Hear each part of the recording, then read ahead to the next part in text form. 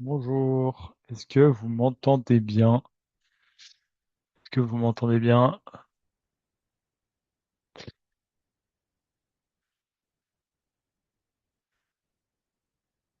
pense que oui, hein. Je pense que oui. Non, vous m'entendez bien. Si vous pouvez juste écrire dans le chat.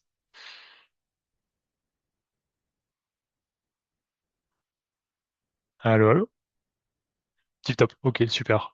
Merci. Bah écoutez, j'espère que vous allez bien. L'objectif d'aujourd'hui, c'est de comprendre un peu comment on est capable d'adopter l'IA en entreprise. N'hésitez pas à poser vos questions directement dans le chat. Je serai ravi d'y répondre et rendre ça interactif le plus possible.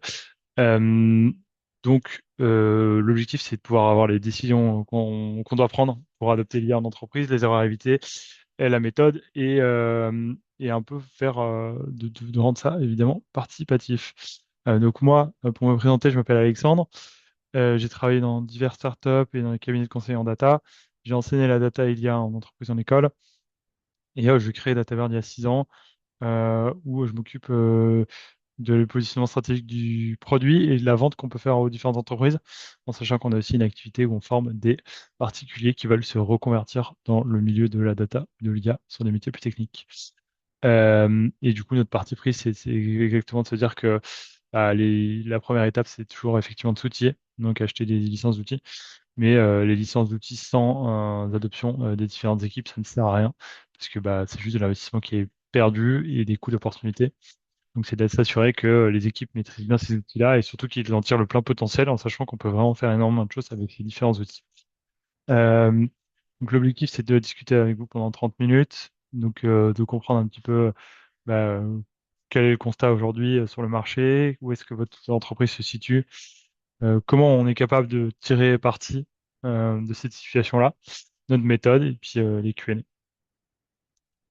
Ça vous va à tous? Ouais, ok.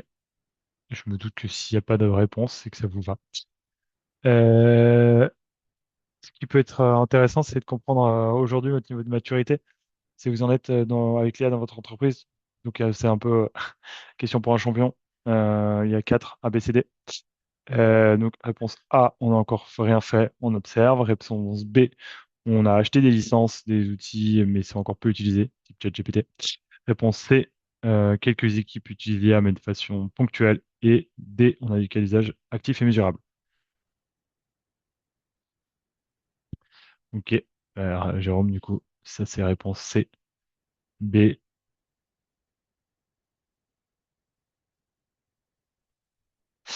la plupart des entreprises avec lesquelles on travaille nous se situent dans ces deux scénarios B ou C. B, commence à avoir des outils qui sont dans les types ChatGPT ou Claude, qui sont des licences individuelles que les gens ont parfois pris sous initiative individuelle. Et du coup, c'est peu utilisé parce qu'on l'utilise de temps en temps, mais on ne sait pas trop comment l'utiliser et les cas d'usage que ça peut résoudre. Et l'équipe C, c'est on a un peu plus structuré ça, on a commencé à réfléchir aux cas d'usage qu'on peut utiliser, mais on se demande comment on peut passer à la vitesse supérieure pour que toutes les équipes l'utilisent, tous les départements puissent en tirer la valeur et du coup avoir plus de contextualisé. Le constat que nous on fait aujourd'hui, c'est que il y a quand même 58% des dirigeants qui considèrent que l'IA comme c'est un enjeu de survie à moyen terme. C'est quand même énorme, hein, le mot survie est assez fort. C'est pas nous qui le disons, hein, c'est vraiment la BPI. Et il y a que 32% qui l'utilisent réellement. Donc il y a un vrai sujet entre je sais que c'est hyper important et que c'est un élément de survie et je l'utilise réellement. Il y a un vrai écart, il y a 26 points. Et du coup, on sait que c'est urgent, il faut le faire, mais on ne sait pas comment le faire. On ne sait pas comment structurer tout ça. C'est tout l'intérêt de la méthode que nous on propose chez DataBurn. Euh, Aujourd'hui, on est aussi sur une maturité outil. Vous voyez, un Claude récemment encore lancé ces nouveaux modèles type Mythos. Les outils sont ultra performants. En fait, aujourd'hui, l'enjeu, il n'est pas d'arriver à acheter un outil, ça c'est facile, hein, vous rentrez vos cartes bleues et c'est fait. C'est vraiment d'adopter ces outils-là. C'est d'adopter ces outils-là et on se rend compte qu'aujourd'hui, les gens en ont pris conscience. 86% des dirigeants disent que c'est une priorité en 2026 Il y a les agents IA qui sont demandés sur les freelances. 360 d'année année 2. Et pour autant, ce que je disais, on a des cas d'usage qui sont pas toujours ciblés, absents. Euh, on a des vrais coûts d'opportunité et des retards compétitifs qui s'accumulent. Est-ce qu'il y a des questions là-dessus, sur le constat? Je pense que vous partagez tous. Et du coup, c'est ce que je disais ce matin n'importe quoi. Il y a 10 minutes, c'était sur le BSC. La majorité des entreprises avec lesquelles nous on travaille aujourd'hui se situent un peu dans l'étape de structuration. Donc nous, chez DataBurn, on a une matrice en 4 étapes. On a une étape de découverte, donc des licences individuelles, ChatGPT perso, où on demande un peu sa liste de courses, et pas toujours du coup relié au travail. L'étape 2, structuration, on commence à avoir des outils qui sont achetés, mais de l'adoption limitée. Donc soit c'est un individu, soit c'est une équipe qui commence. Et ensuite, vous payez des licences aussi que les gens n'utilisent pas forcément. L'étape 3, où effectivement on a des équipes qui sont formées sur les outils IA. On a du qualisage qui commence à être actif et on veut aller plus loin dans les qualisages. Donc on veut créer des outils IA spécifiques pour les équipes métiers, on veut développer des outils ou acheter des outils spécifiques pour une équipe marketing, type Canva AI ou pour la finance, des outils IA. Et ensuite, on veut former et que les équipes les utilisent. En plus de ça, on voudrait que les équipes puissent commencer à créer un peu leurs agents IA dans chaque équipe. Et l'automatisation, là, pour le coup, on va aller plus loin et on va créer des vrais workflows automatisés, des agents IA dans les différentes équipes euh, pour justement gagner encore en avantage compétitif. Et c'est comme si vous avez un cloud avec tous ces skills, ces projets, qui est bien organisé pour toute l'entreprise, qui est capable de bosser avec vous pour résoudre vos projets. Et du coup, nous, on voit que c'est souvent les entreprises sont dans l'étape 2, qui a de l'envie, qui a des outils achetés, mais il manque de structure. Et du coup, DataBird, nous, on est là pour justement amener cette structure. Euh, la structure que nous, on recommande et qu'on voit un peu la recette du succès, c'est un premier sponsor COMEX impliqué. C'est-à-dire qu'il faut que les équipes de top management euh, en fait en fassent une priorité. On a vu que 86% des dirigeants considèrent que c'est une priorité. Donc le sponsorship COMEX, en général, il est là. Mais c'est hyper important de bien se dire que les dirigeants doivent vouloir le faire parce que sinon les investissements ne se suivent pas. Ensuite, on a besoin d'un référent IA. Un référent IA qui va prendre un peu en main tout ce chantier IA, qui va être garant du fait que les choses bougent et qui va potentiellement lui-même nommer des ambassadeurs IA dans ses équipes métiers. Troisièmement, c'est que ce référent IA il puisse définir des cas d'usage prioritaires. Donc, il liste les cas d'usage, les niveaux des différentes équipes, qui disent, OK, bah, dans les cas d'usage, j'en ai défini deux, trois prioritaires, ceux qui ont le plus de retour sur investissement, il faut qu'on les lance. Et ensuite, le 4, c'est vraiment effectivement de confronter ça au terrain, en disant, voilà, j'ai fait mon enquête de mon côté, mais quand je demande aux équipes qui sont au cas d'usage, c'est aussi super important, parce que c'est finalement elles sur le terrain qui doivent améliorer l'opérationnel, où elles connaissent leur métier. Et du coup, c'est à elles qu'il faut demander comment ça se passe. Est-ce que jusqu'à présent, c'est clair? Ouais. Alors, donc ça, c'est vraiment super important de bien comprendre, parce que selon nous, c'est vraiment les quatre facteurs qui permettent d'aller un petit peu à l'étape supérieure. Euh, hop. Et du coup, bah, typiquement, si vous vous disiez, j'étais à l'étape B, je vais aller à l'étape C, ou je suis à l'étape C, je vais aller à l'étape D, c'est quoi les principaux freins aujourd'hui? C'est parce que vous ne savez pas par où commencer, parce qu'il y a une résistance au sein de vos équipes, vous ne savez pas comment sécuriser l'usage de l'IA, donc la fuite de données, vous avez peur ouais, des normes réglementaires, vous n'avez pas de ressources internes, donc vous vous dites, bah, moi j'aimerais bien aller en IA, mais j'ai personne qui sait le faire. Ou alors vous ne voyez pas de vrai progrès. Si vous pouvez même chose réagir dans le chat, ça on essaie de rendre ça un petit peu interactif et moi je comprends un peu vos enjeux pour adapter mon discours.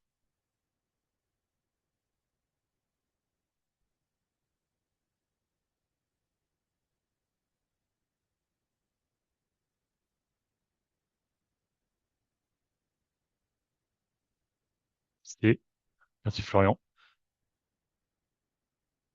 Personne d'autre? Aujourd'hui, ah oui, pardon, j'avais pas vu. Et Jérôme avait répondu oui. Fabien a répondu C. Florian aussi. Est-ce que on est 15 participants? Est-ce que vous avez un peu plus de réponses? Exactement, culture d'entreprise nécessaire. Donc on est sur le B aussi, les résistances des équipes ou l'adoption. C'est pas toujours le mot résistance, c'est pas toujours le bon, mais faut qu'on arrive à créer un peu le côté humain, le change management. Euh, Nous, effectivement, pour arriver à passer à l'étape supérieure, on a un peu un programme en quatre phases. On a une première phase où on parlait tout en haut de l'approche bottom-up.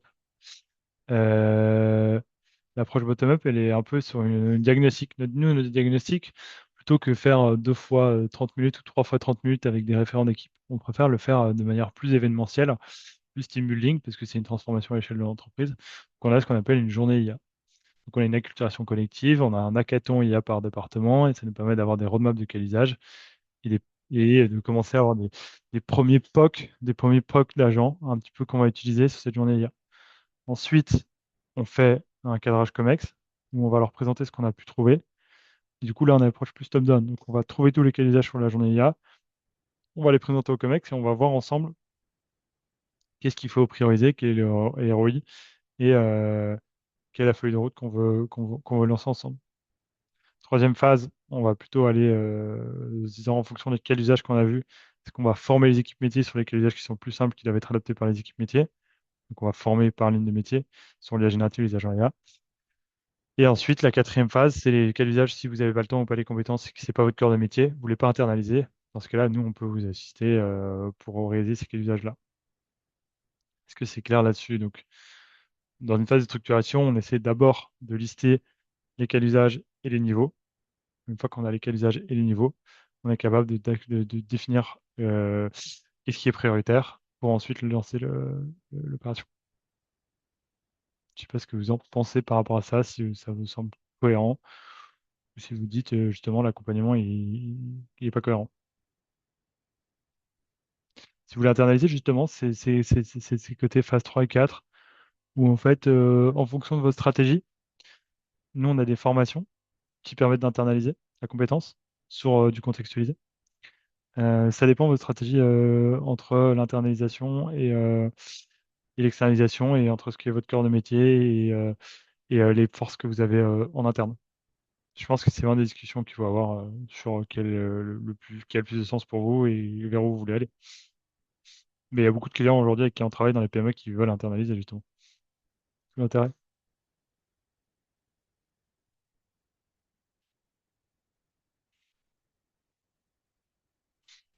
Et du coup, typiquement, ce que ça donne, nous, on a pu travailler avec Big Mama, qui est une chaîne de restaurants, ou Yivu, qui est du conseil. On a des gains de productivité qui peuvent augmenter jusqu'à 50%, 4 jours gagnés par mois. Donc, en fait, c'est quand même énorme, hein. Sur 20 jours travaillés, c'est 20%. Souvent, on a des ROI après un mois. Et du coup, on a vraiment envie de continuer à investir. C'est les clients avec qui on travaille sont souvent des clients qui continuent d'investir avec nous. On a des très bons NPS, donc des retours de satisfaction. Et on en a livré plus de 75 de ce genre de projet IA avec DataBurn. Donc si jamais vous voulez effectivement, dans cet audit de maturité, en discuter plus en profondeur avec moi, n'hésitez pas à prendre rendez-vous directement. C'est grâce à ça, je pense que je vais pouvoir vous conseiller. Et ça, c'est totalement gratuit, hein, bien sûr. Moi, j'aime bien aussi discuter, de comprendre le panorama et le paysage des entreprises aujourd'hui en France. Mais si vous êtes un décideur et que vous voulez réserver justement un créneau avec moi, euh, je vais vous mettre effectivement dans le chat euh, un lien de réservation. Et comme ça, vous allez pouvoir réserver directement avec moi euh, pour que, euh, pour que vous puissiez discuter, si vous le souhaitez, de votre niveau de maturité ou de projet.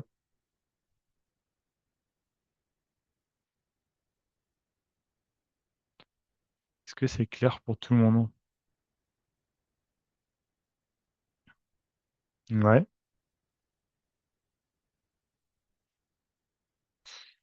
exactement.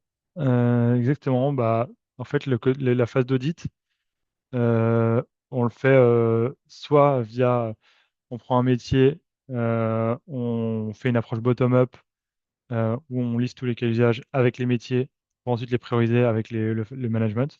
soit on n'a pas le temps, le budget ou l'envie d'organiser cette journée un peu événementialisée, que nous on affectionne pas mal, et on veut directement en parler avec le management, parce que le management est assez proche de ses équipes. Et dans ce cas-là, on parle que au management. Et ça nous permet de définir une roadmap de process prioritaire. Et le livrable, c'est vraiment votre roadmap de besoin, de quel usage.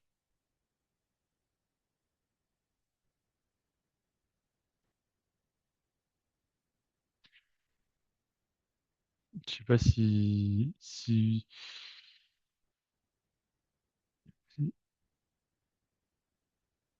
du coup, ça dépend de la complexité de de votre business et le nombre de personnes et l'accompagnement que vous voulez. Franchement, c'est compliqué à dire comme ça, mais c'est coût marché.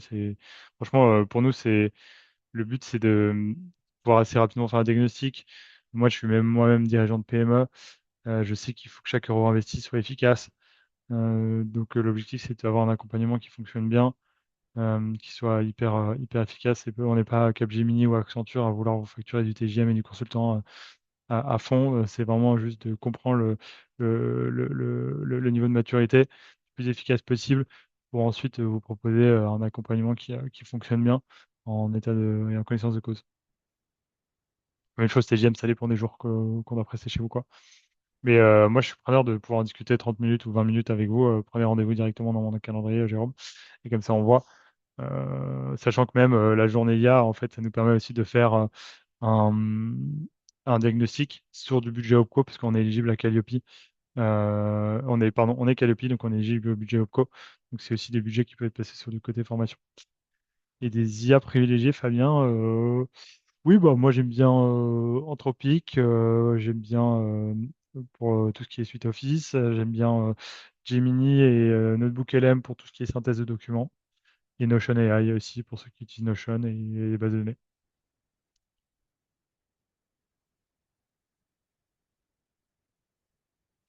Est-ce que vous avez d'autres questions?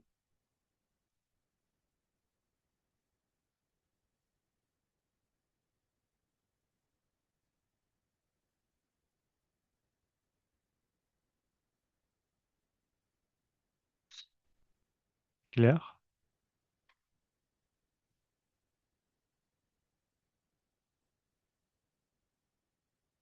Ouais, moi je pense qu'effectivement ça peut être pertinent. Bah, ce qu'on peut faire, Jérôme, à la limite, on peut s'appeler 15 minutes, comme ça on se rencontre. Même s'il n'y a pas de projet avant 6 mois, on s'est parlé. Comme ça, si vous avez des questions pendant votre prise de poste, on peut s'en parler sans avoir aucune relation commerciale parce que c'est pas nécessaire à date. Et dans 6 mois, si vous sentez le besoin d'aller plus loin avec nous, bah, dans ce cas-là, on pourra activer. Moi, je pense que ça sert à rien de forcer la relation s'il n'y en a pas. Par contre, moi, ça m'intéresse quand même de comprendre un petit peu vos enjeux et de voir comment on pourrait potentiellement travailler ensemble. Si ça se trouve, on se rend compte que l'on se parle 2 ou 3 fois en 6 mois, ça suffira, ou une fois. Mais au moins, on s'est rencontrés.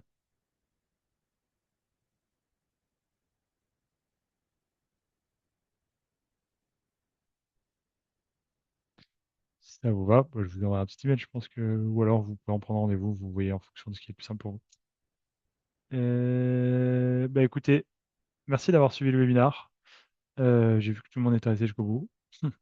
Donc, on reste en contact. Et puis, si vous avez des questions ou si vous connaissez des gens qui sont dans ces mêmes problématiques, cadre dirigeant d'une structure ou manager d'une équipe qui voudrait passer à la vitesse supérieure avec l'IA et qui se demande comment il peut faire, comment il peut structurer, quels sont les cas d'usage prioritaires et comment on peut faire un diagnostic pour ensuite délivrer de la valeur. Ouais, c'est notre métier. Donc, avec plaisir. Écoutez, passez une bonne journée et puis un bon déjeuner. Et puis, j'imagine que tout le monde est sous le dôme de chaleur. Donc, une bonne clim ou du moins un bon ventilateur. Hydratez-vous, comme dirait le service public. Et à très vite.